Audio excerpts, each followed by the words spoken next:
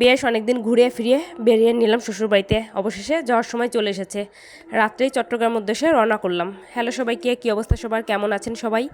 এখন রাত ওই 8:30টার মতন বাজে। আমাদের গাড়ি হলো রাত 9:30টার দিকে, মানে 30 মিনিট আগে বের হলেই হবে বাড়ি থেকে। রেডি হতে হতে বাবার বাড়ির কথা ভীষণ মনে পড়তেছিল, যে এখানে এতদিন থেকে গেলাম, একদিনও বাবার বাড়িতে গেলাম না, একদিন ঘুরে আসতে পারতাম।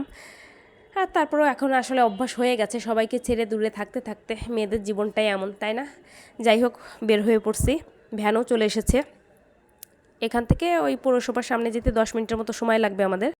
এইদিকে হলো প্রচণ্ড পরিমাণ গরম, তারপর আমার শরীরের অবস্থাও খারাপ, কিভাবে এত দূর জার্নি করে যাব এখন আছি সেই চিন্তায়।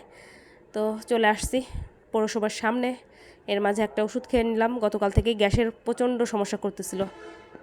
একদম পাক্কা 1 ঘন্টা ওয়েট করার পর বাসে উঠেছি, মানে 9:30টার গাড়ি 10:30টার দিকে এসেছিল। আজকে সারাটা পথ আমার অনেক কষ্ট হয়েছিল। তো বাসায় চলে আসছি, এখন ওই 6টার মতন বাজে। আমরা 5:30টার দিকে এসেছিলাম। তো প্রথমে চলে আসলাম ফ্রেশ হয়ে গাছগুলো দেখার জন্য, কী অবস্থা কেমন আছে। কারণ এর আগের বার যখন বাড়িতে গিয়েছিলাম তখন তো গাছগুলো মানে জল টল দিয়ে অন্যভাবে রেখে গিয়েছিলাম।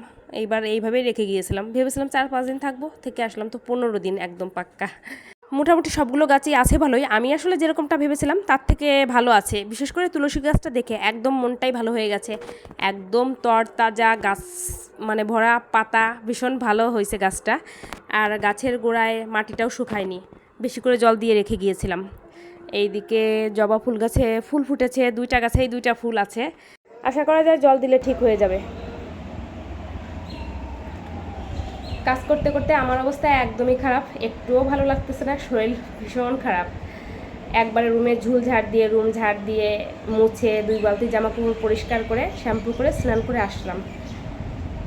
আসলে ওই যে বাসা থেকে কোথাও 2 দিনের জন্য গেলে যেরকম কষ্ট, 1 মাসের জন্য গেলে ওই একই রকম কাজ করতে হয়। আজকে আমার কাজ করতে করতে এরকম মনে হচ্ছিল যে আর কোথাও যাব না।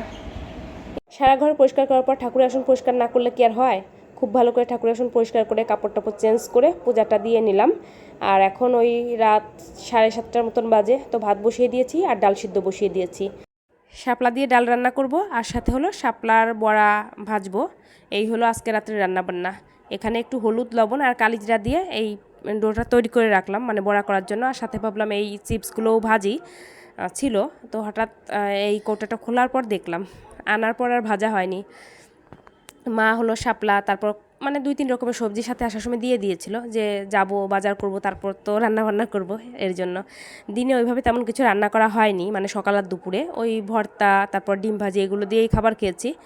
তো ডালটা সোমবার দিয়ে নামিয়ে নিয়েছি। প্রথমে চিপস ভেজে নিলাম, আর ডালের সাথে এই চিপস, তারপর যে কোনো বড়া ভাজা, এগুলো খেতে কিন্তু বেশ ভালো লাগে। তো এই ছিল হলো আজকে আমাদের রাত্রের রান্নাবান্না। আর রান্না করার মতো এনার্জিও নেই, এতটুকু না করলে হয় না, তাই আর কি। তো সবাই ভালো থাকবেন, নতুন ব্লগে দেখা হবে, টাটা বাই বাই।